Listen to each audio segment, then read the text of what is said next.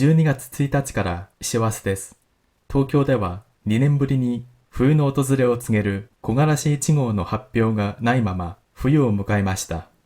木枯らし1号は気象庁が東京と近畿地方で発表していて、東京では10月半ばから11月末までに西高東低の冬型の気圧配置となって北寄りの風が吹き、最大風速がおおむね8メートル以上に達することを基準としています。気象庁によりますと、近畿地方では10月23日に木枯らし1号が吹きましたが、東京では対象期間の最終日となる11月30日までに基準を満たす風が吹かず、今年の木枯らし1号は発表せずとなりました。統計が残る昭和26年以降、木枯らし1号が吹かなかったのは7回目で、2年連続で吹かなかった一昨年以来2年ぶりです。気象庁は、この秋は高気圧に覆われて冬型の気圧配置となる日が少なく、北寄りの風が強まらなかったとしています。一方、気象庁の長期予報によりますと、この冬、東日本と西日本では冬型の気圧配置となって寒気が流れ込みやすく、日本海側では雪の量も多くなる見込みです. 12월 1일부터 바빠진다는師走의 계절입니다. 도쿄에서는 2년 만에 겨울의 시작을 알리는 첫 겨울바람의 발표 없이 겨울을 맞았습니다.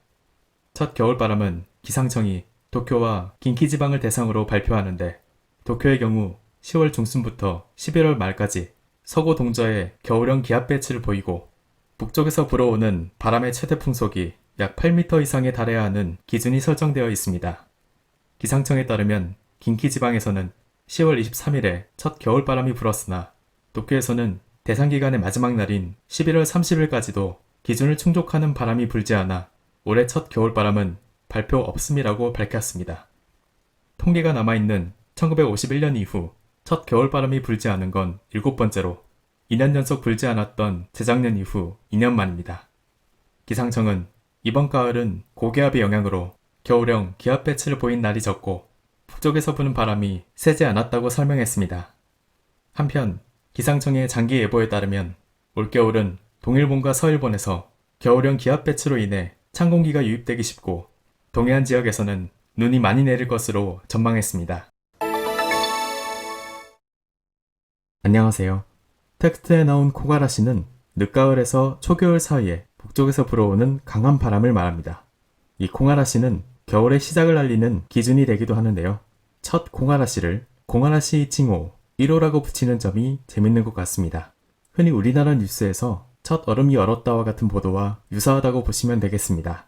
하지만 이 콩아라시 칭호라는 표현은 우리말과 들어맞는 표현이 없기 때문에 첫 겨울바람 이 정도로 의역을 했는데요. 혹시 더 좋은 표현이 있다면 댓글로 남겨주시기 바랍니다. 그리고 참고로 봄을 알리는 바람도 있습니다. 하루 이치방이라는 바람인데요. 일반적으로 입춘에서 춘분 사이에 부는 강한 남풍을 가리키는 말입니다.